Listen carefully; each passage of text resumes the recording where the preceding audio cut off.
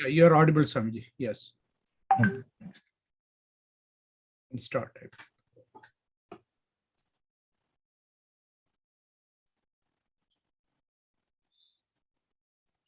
Om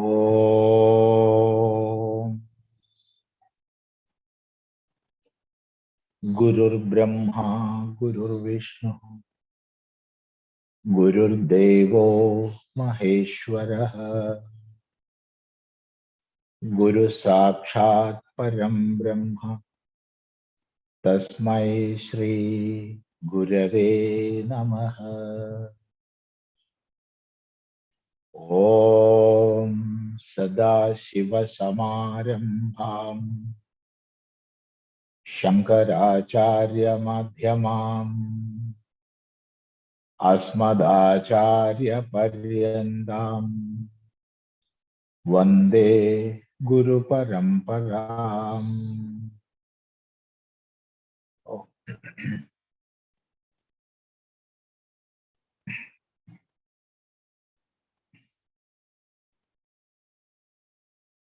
So in this satsanga,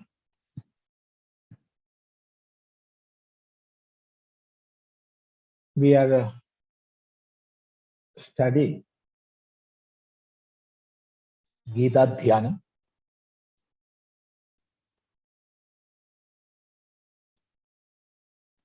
As a part of our Gita studies.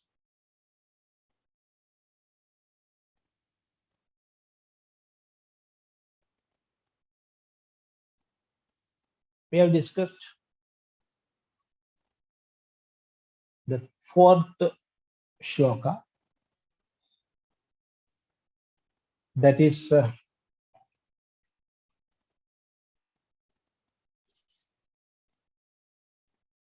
we did prostrations before Sri Krishna.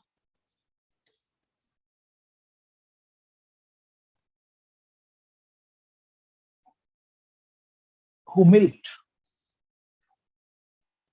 all the Upanishads and the nectar of Bhagavad Gita. It is for those who are of pure mind. For them,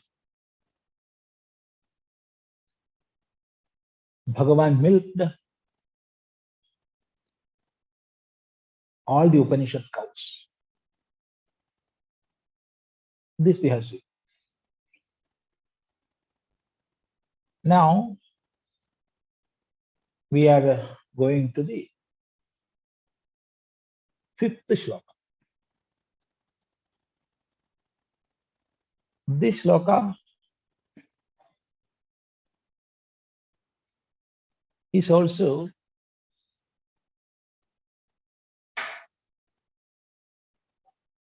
salutations to Sri Krishna. We are saluting Sri Krishna or Krishna,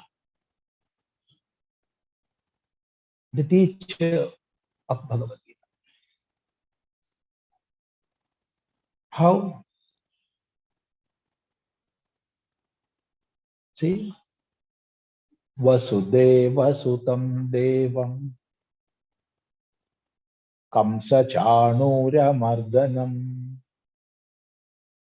Devaki Paramanandam Krishnam Vande Jagadgurum. Let us see the shloka once more. Vasudeva Sutam Devam Kamsa Chanura Mardanam Devaki Paramanandam Krishnam Vande Jagadgurum. Vasudeva Sutam Devam Kamsa Chanura Mardanam Devaki Paramanandam Krishnam Vande Jagadgurum. there is nothing to be broken.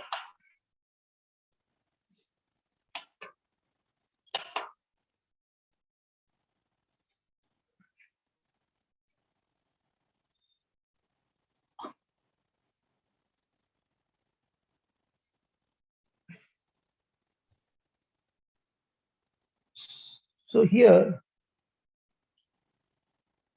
we are frustrating Krishna. Who is this Krishna? Vasudeva Sutam Vande.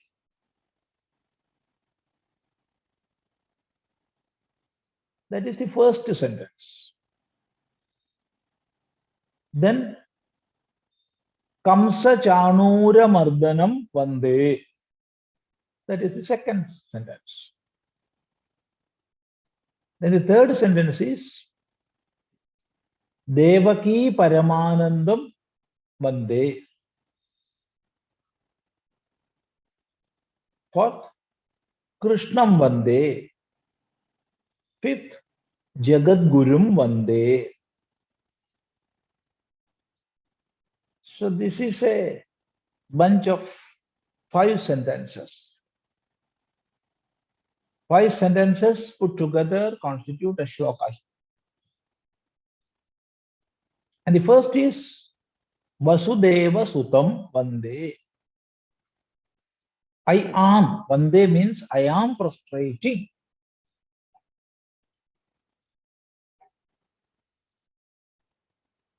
Whom? Vasudeva Sutam. Vasudeva's Sutaha. Sutaha is son. The son of Vasudeva.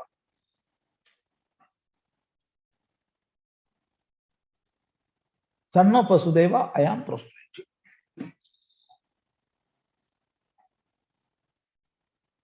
So Sri Krishna took birth as the son of Vasudeva and Devaki. So he is Vasudeva Suta. I am prostrated.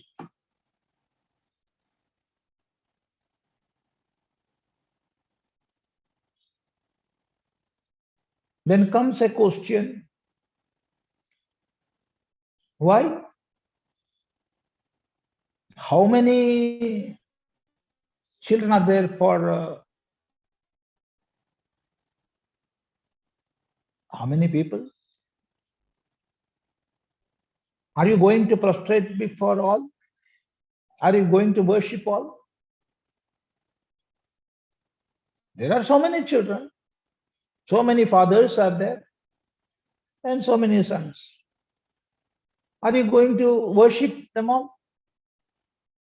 What is the meaning in that? Then it is said, no. Here Vasudeva Suta is Devaha. That is why I am worshipping him. So understanding that Vasudeva Suta is, the son of Vasudeva is a Deva. With that understanding, I am worshipping him. Then who is a Deva? There are many meanings.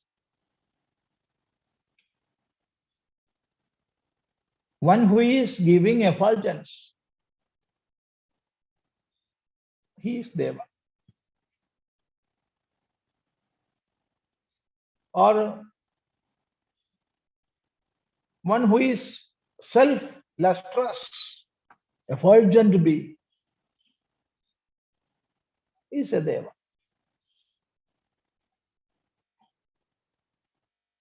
Another meaning of Deva is one who is giving everything to the whole universe. He is a Deva. And the fourth meaning is one who is dwelling in the sky or in the Dyov Akasha.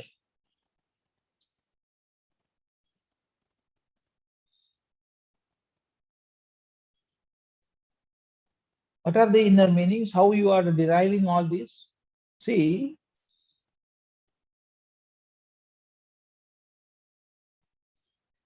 terms or words used in Vedas, we will reach at their proper meanings through the Shastra Vyakarana. How a word is formed, from which dhatu, what is the root, and what are the prefix and what are the suffix. So understanding that, we will arrive at the correct or apt meaning. But there are many words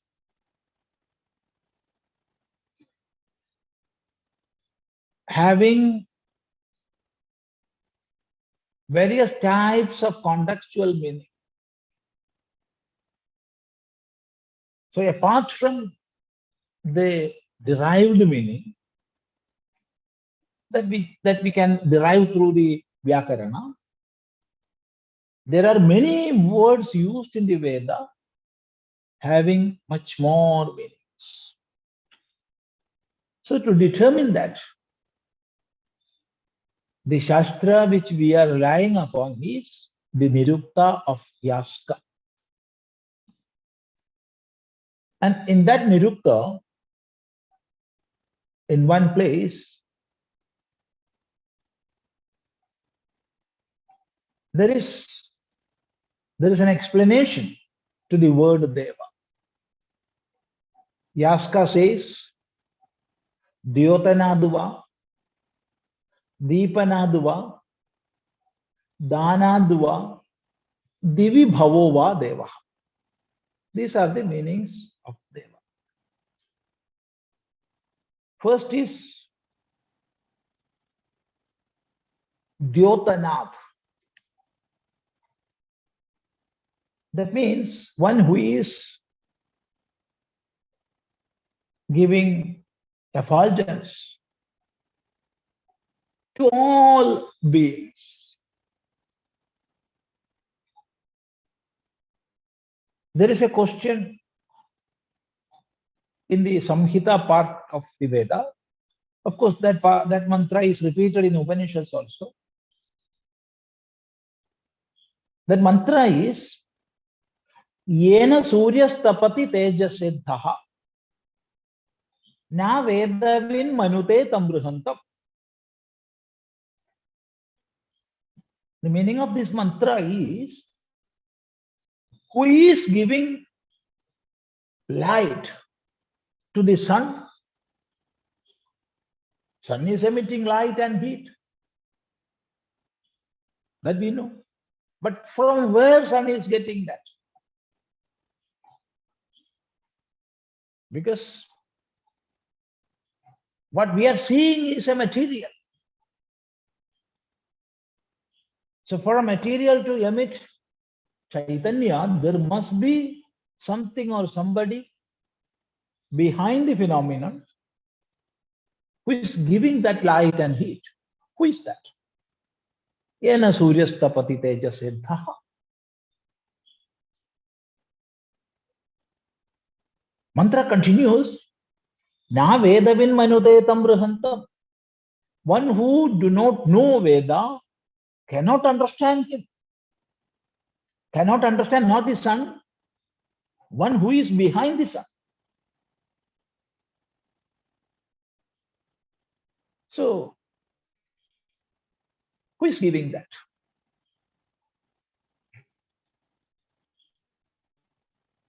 What is that which is behind all the phenomena? What is it? That is Deva, Dyotana. And the next meaning is Deepanath. So one who have that light within, he alone can enlighten. If there is light within you, then only you can enlighten other things.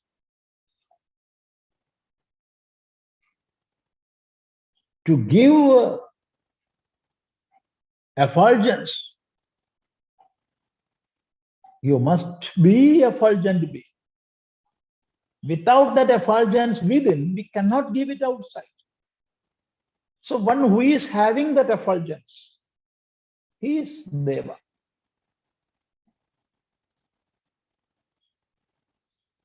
And then Danad Devaha, one who is distributing everything to the whole world.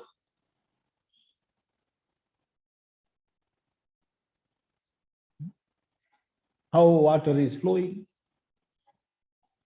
how fire is burning.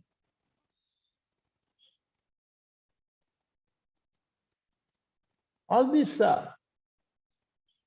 phenomena, how they are working. There must be somebody or something, some rule behind it. Who is giving all this? And the fourth is Divi Bhava, one who is residing in Dyova. Dyova is roughly we can translate as sky, but actually it is sky plus something more. It is the space. Of course, we can translate the sky, but more apt translation is space. So one who is residing in the space, in the outer space or in the inner space,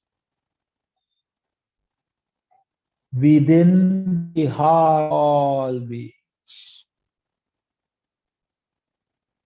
So these are the very basic meanings of Deva. So here, Deva is Ishvara. So one who is manifested as the son of Vasudeva is none other than Ishvara. We are understanding that. With that understanding, we are worshipping. That is the meaning of Vasudeva Sutam Devam. Otherwise, there are so many children. We are not going and worshipping everybody. So this is the reason. Then comes the question, why did Deva come as Vasudeva's Putra? There must be a reason for that. There must be a cause for all the effects. What is that? Because normally in this human world, people are trying to get rid of rebirth. Enough is enough. I don't want many more births or any more births. That is the prayer. I'm not praying that. I like to be here again and again. That's another.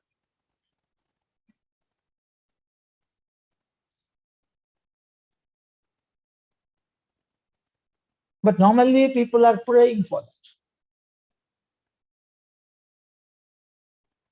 And you are saying Ishvara has taken the form of Vasudeva Sutta. Why? There must be a purpose behind. What is that? What is the reason? Then it is said, Vasudeva Sutam Devam Kamsa Chanurya Mardanam. Reason one. Two, Devaki Paramanandam. 3. Jagat Guru. These are the 3 reasons for which Ishvara himself took the form of Vasudevas. In the Bhagavad Gita, in the 4th chapter, it is said, Paritranaya sadhunam vinashaya cha dushkrutam dharma samsthapanarthaya sambhavami yuge yuge.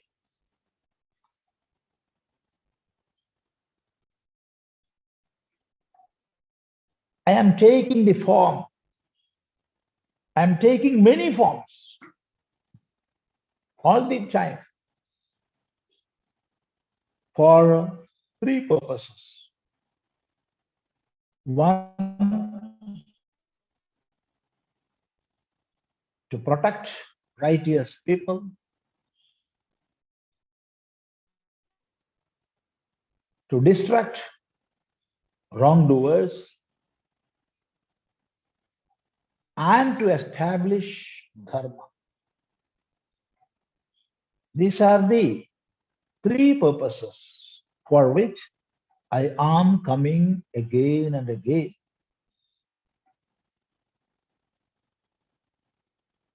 It is said in Bhagavad Gita itself. We can see that here in this sloka. Because it is said, Kamsa Chanura Mardanam. One who has killed Kamsa and Chanura.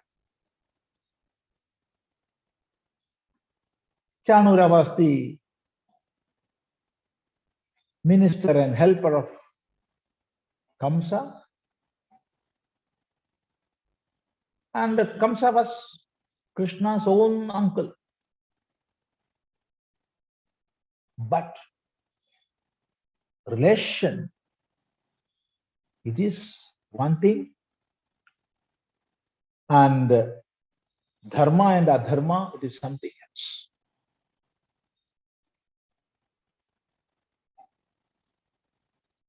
In protecting dharma, preserving dharma, family affiliations are not to be considered. Bhagavan is not considered. So even though he was the uncle, direct uncle, Sri Krishna killed him. So Kamsa Chanura Marda.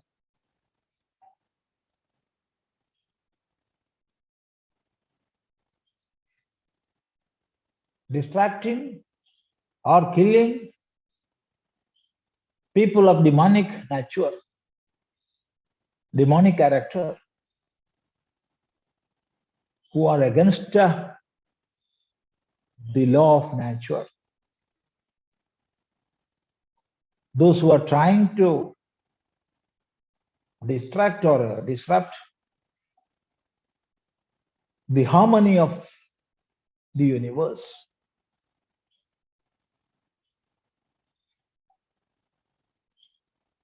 To kill them, to distract them, to punish them, Bhagavan is coming. So vinashaya cha dushkrutam. That is explained here. Kamsa Chanura Mardanam. The another purpose is Paritranaya Sadhunam. It is said Devaki Paramanandam. One who is giving bliss or unlimited happiness, extreme happiness, the ultimate bliss to Devaki. Devaki was the mother But that is not the reason. The reason is Devaki was always obeying dharma, performing dharma.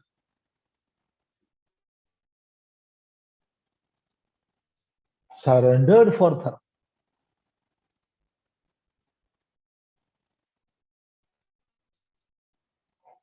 Devaki is a symbol here, not a person.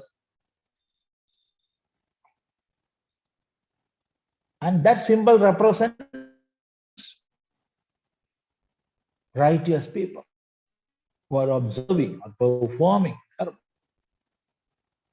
So to give happiness for unconditional, limitless happiness, that is ananda, bliss. For that Krishna came. So paritranaya sadhunam vinashaya cha dushkrita. Then the third purpose, the main purpose is dharma samsthapanarthaya. That is the most important, because if there is a powerful king or a government, quite naturally the other purposes will be done. If there is a powerful government, righteous government, whether it be a king or an emperor or a democratic government, whatever be the form, if that government is powerful and working righteously, then it can protect righteous people. It can distract wrongdoers by strictly following the rules and regulations in the country. So that is not the very basic purpose behind taking avatars, incarnations. Then what is the main purpose? It is dharma samsthapanarthaya, to establish or re-establish dharma in the world. What is dharma? We have to discuss.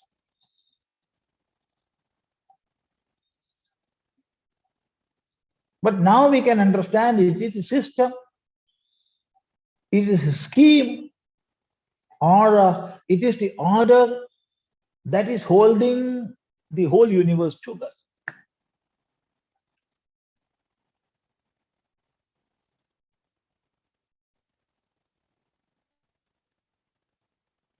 It is a scheme that is holding a society or a nation or the world or the solar system or whatever it is. That is dharma.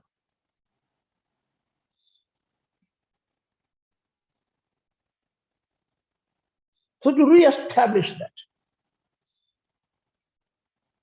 see, always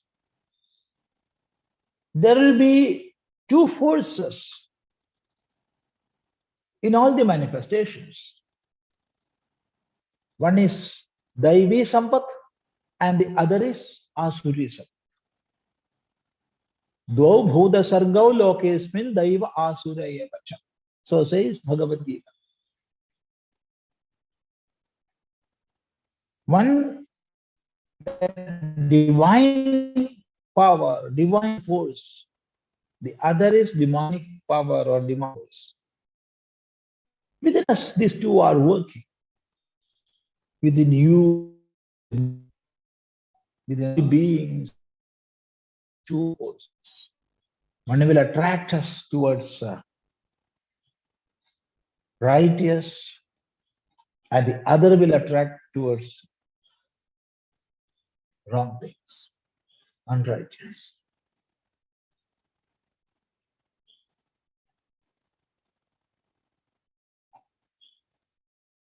One will always pull us towards virtues, whereas the other will take us away from virtues. These two powers are there always with, always. And in the world, there is an equilibrium, there is a balance. And because of this balance, the world is existing, the society is existing. But sometimes, because of many other reasons and influencing factors, there will be some imbalances, then this equilibrium will go. And at that time, to re-establish dharma, Bhagavan takes incarnations. So that is dharma samstha. And it is possible, or such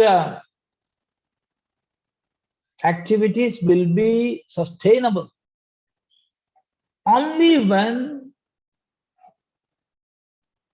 the society is aware of the rules behind the dharma. When there is that awareness, then dharma will be established. When there is no such awareness, even if there is a strong government, dharma will not be established. You can kill wrongdoers, that you can, but dharma will not be re-established. So for the re-establishment of dharma, what is essential is, the first prerequisite is the awareness of dharma. So it is said, Jagat Guru. Why is the Jagat Guru? That is why I am worshipping. So as one who protects righteous people, one who kills wrongdoers, and re-establish dharma through creating awareness in the society.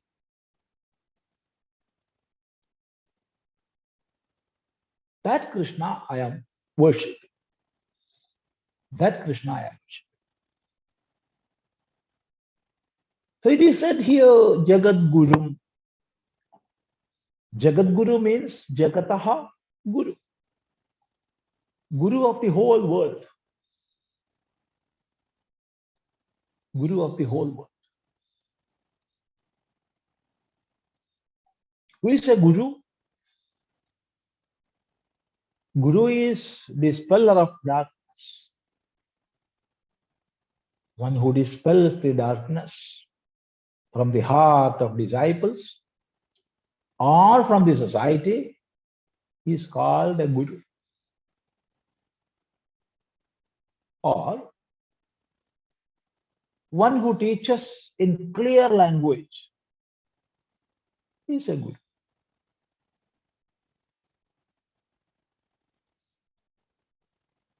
One who teaches without any doubt is a Guru. How that doubtless knowledge comes? From experience. From experience.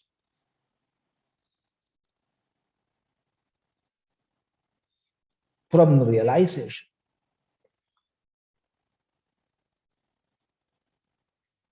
These are the Guru. One who dispels darkness, one who is teaching without any doubt in clear languages.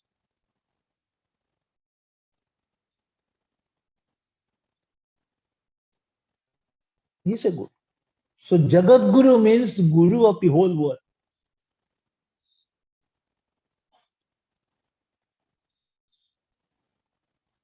There are gurus for kings and for families, and for different clans. All these gurus are limited. Their scope is limited. Whereas Jagat Guru is the guru of the whole world. One who is teaching the pramana, real knowledge, which is applicable everywhere. If I am teaching something which is applicable for only for Hindus to follow, or applicable only for Christians, applicable only for Muslims, then I'm a Muslim guru, I'm a Christian guru, I'm a Hindu guru, or a Sikh guru, or a Buddhist guru, or a Jain guru, or a Parsi guru, this guru, that guru. But here it is Jagat, guru of the whole world. It is not a guru for certain time.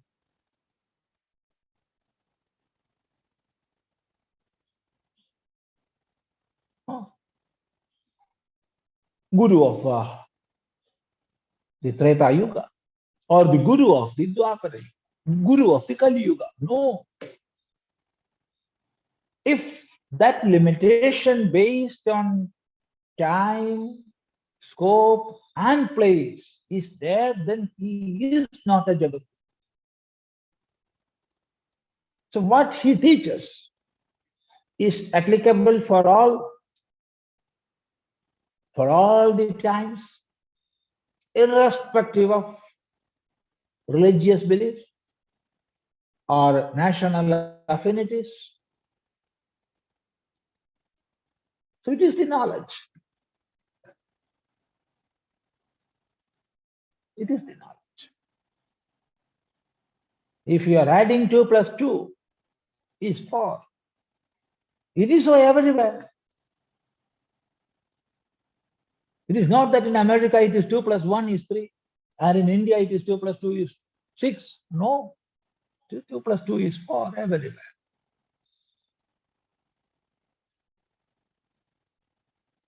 That is Pramana. So Jagat Guru, the teachings of Jagat Guru are universal and everlasting. See, the teachings of Gita. You cannot limit that teaching. It is applicable for all.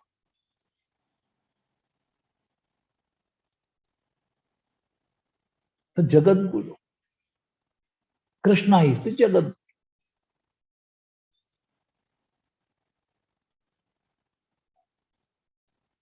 Vande, Vande, I am prostrating or I am worshipping whom Krishnam, Krishna.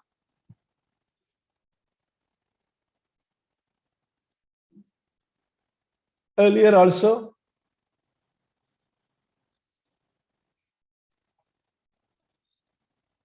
it was said, my prostrations unto Krishna, not Sri Krishna, Krishna.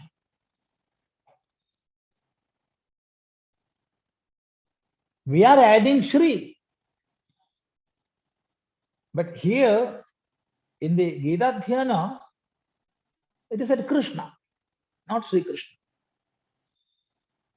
When we are adding Sri, that feminine principle, which we call Maya, that is there. When that is there, then it is Ishvara. Then it is Ishvara. Here Krishna is even above that.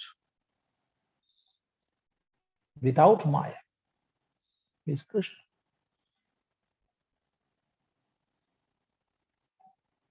I am remembering one incident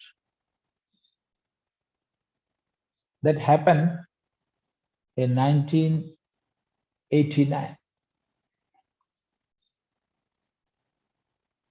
After accepting sannyasa diksha, on the day of Shivaratri in 1989, I came back to our ashram in Gujarat. Then for some purpose, Swamiji sent me to Mumbai. Then Swamiji asked me, however you are going to Mumbai, so just go and visit Swami Chidananda ji. He is the greatest scholar now living in our country. There is no such other scholar nowadays. So you go and visit him, pay your respect and come back. So I went. I had some other works also. So I went to Chidananda ji.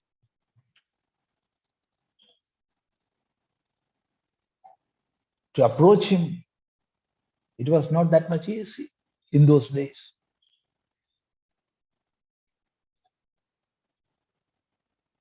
That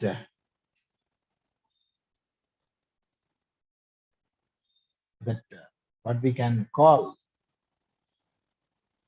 unapproachable, his scholarship, that greatness. In later days, he became that much mild, like a child, that much approachable in later days. Then also I met Swamiji personally, but in those days, it was not so. So with all fear within, I approached him and prostrated. Then Swamiji asked me, what's your name? I said, Swami Chidananda Puri. From where you are coming? I'm coming from Ahmedabad, Gujarat. Are you a disciple of Vimalananda ji? Then I got some courage because he asked Vimalananda ji. With respect, he addressed Swamiji's name. Then I said, yes, I'm coming from his ashram. Then I am asking you a question. The sound was grave.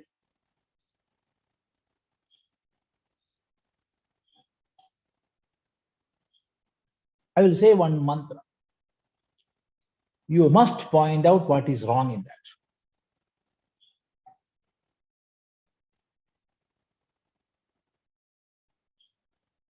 I cannot say how the heartbeats rise. What this Swamiji is going to ask. Because he was that much serious and grave. He will not speak any other languages other than Samskrita and Hindi. Actually, he was a Malayali.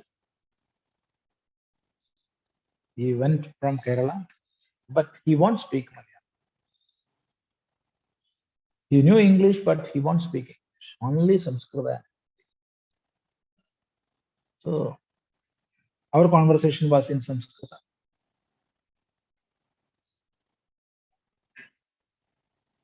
And he asked, Shri Krishnaya Paramatmane Namah. What is wrong in this mantra? Then with all humility, I replied, Swamiji, how can I say what is wrong in this mantra? Because you yourself said it is a mantra. If you are saying what is wrong in that sentence, I will reply. But as you said it is a mantra, how I can say it? Then you tell me, considering it as a sentence. Then I said, Sri is there. Sri is the Maya principle. If there is Maya, he is not Parabrahma or Paramatma. If there is Maya, he is Aparabrahma. So Parabrahma is without Sri. When we are adding Sri, he becomes Aparabrahma. How that reply came to me, I don't know. Even now, I don't know.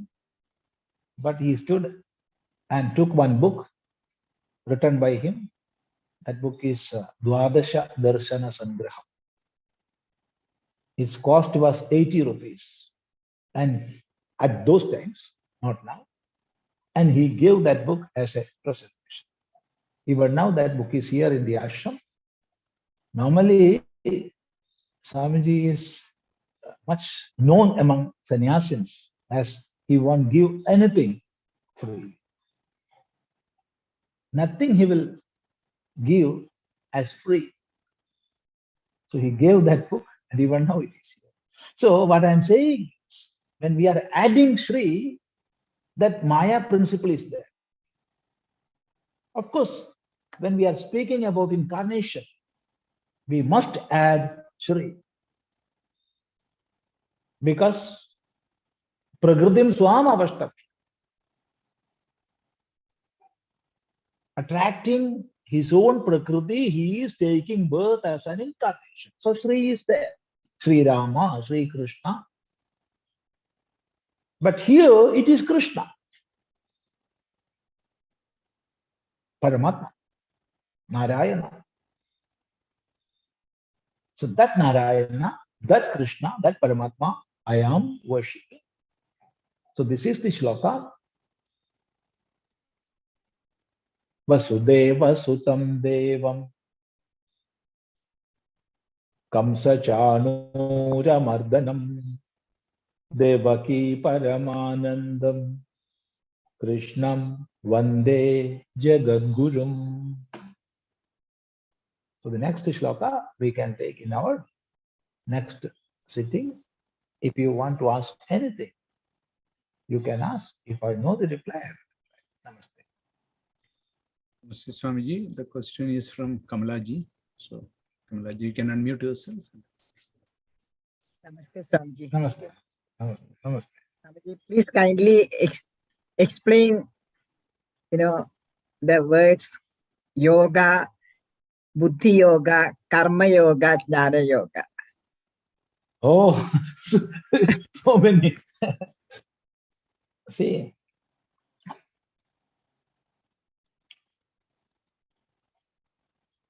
day after tomorrow is the International Yoga Day.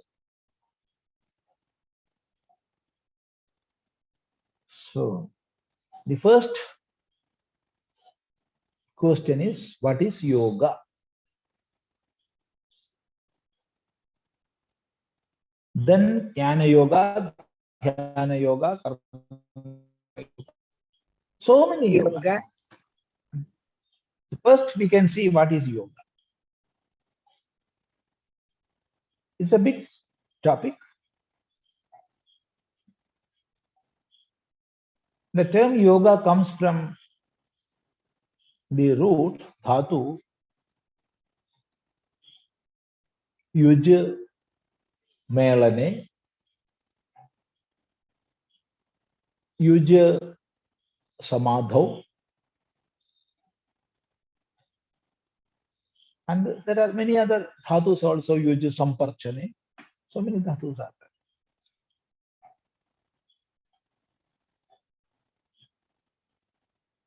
So the first meaning is melanam, coming together, becoming one, uniting.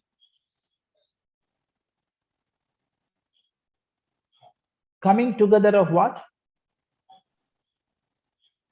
The inquirer and the inquired. What we are inquiring? The ultimate happiness.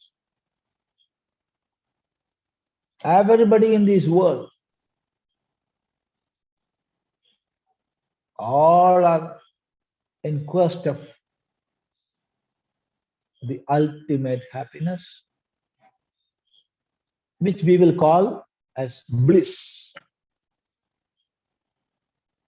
For that, everybody is searching. Some are going here, some are going there, to opposite poles. People are wandering, but all are in search of happiness. From where I will get that? From where I will get that? So that inquirer and the inquirer, a blending of these two. You need to coming together and becoming one.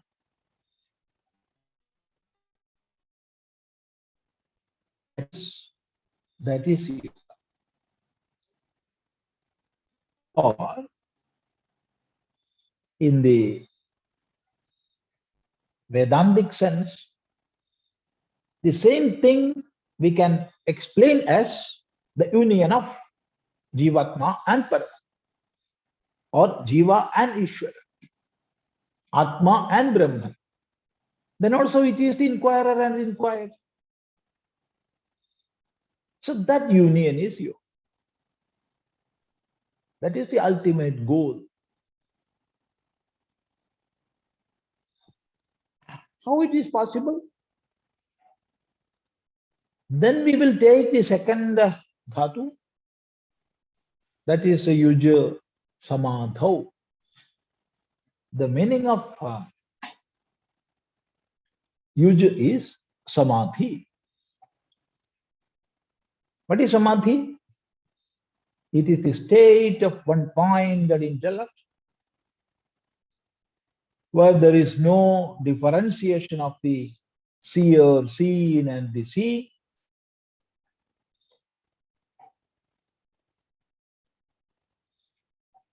When all those dualities are gone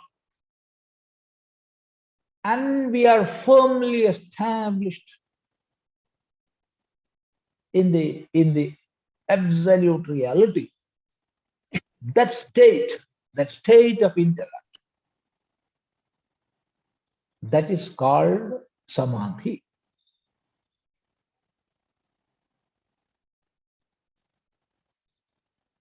So this is the path to reach the first yoga, which is the union. Because when one person is in this state, there is no more inquirer and inquired differentiation.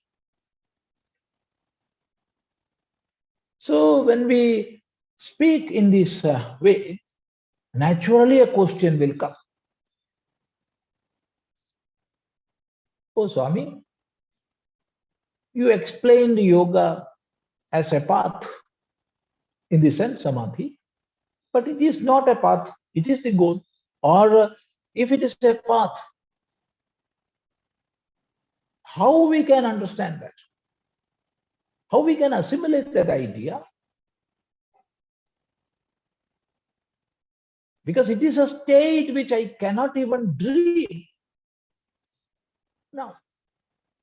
Because my mind is wandering here and there.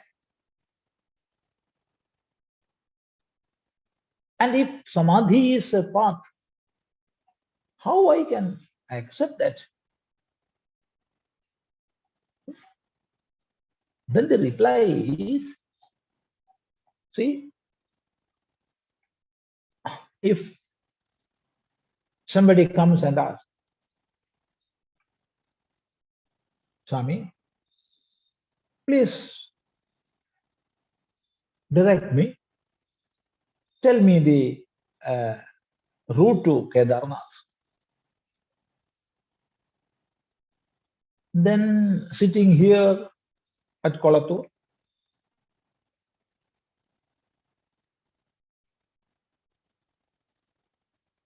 I'm explaining. So from Rishikesh, you walk northward, up the mountain you climb and walk. Or if you are going by bus or your own vehicle, go straightly via Devaprayaga. And when you reach Rudraprayaga, you have to divert. You must take the left road. Otherwise, you will reach Badrinath. And via Gupta Kashi, you can reach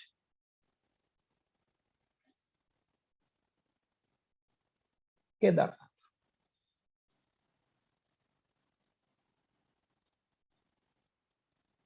My direction is absolutely correct. There is nothing wrong in that. But for a fellow who didn't go to Rishikesh or even to northern Bharat, who knows only about this Kozhikode district, my teaching is of no use to him. Then what is required? First, I must begin from Kozhikode or Kolattur. You book ticket by this train to Haridwar, and from there you will get buses to Rishikesh, which is only a matter of 23 kilometers.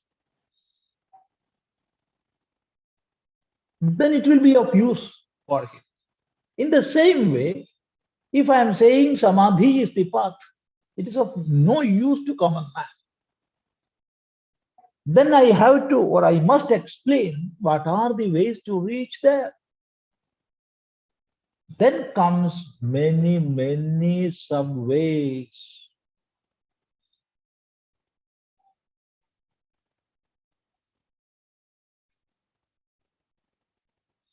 Like Bhakti Yoga, Ashtanga Yoga,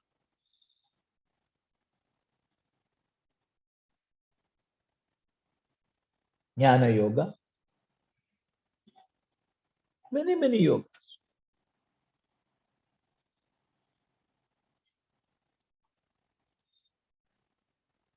What type of yogas are there nowadays? I don't. I have heard of whiskey yoga, rum yoga, brandy yoga, and much more. What does it mean? I don't know. How we are killing a Shastra and Sampradaya. Oh, terrible. Terrible. Whiskey yoga, brandy yoga, rum yoga.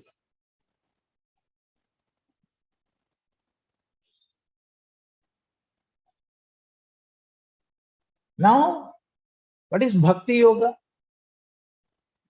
Through Bhakti, that is inner love, spontaneous flow of inner love towards Ishvara, and channelizing that love with the help of name and form. I am controlling, I am purifying my own mind and intellect, and reaches at that spot which I can call Samadhi. Or, in the case of Ashtanga Yoga, through Yama, Niyama, Asana, Pranayama, Pratyahara, Dharana, and Dhyana, I am reaching the same Samadhi. Or, in the case of Jnana Yoga, through Shravana, Manana, and in the Dhyasana, I am reaching the same one-pointed intellect, but there is no differentiation of the inquirer and the inquired. So all these yogas will take us to that yoga which is the highest or the real yoga. And there are many yogas which are not against the teachings of acharyas, which are acceptable for us to purify our own mind and intellect, Of course, those types we can accept.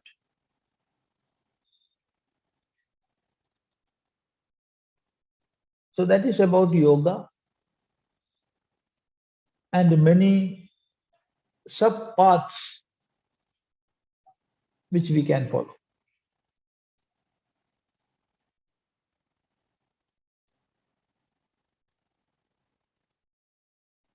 So this is the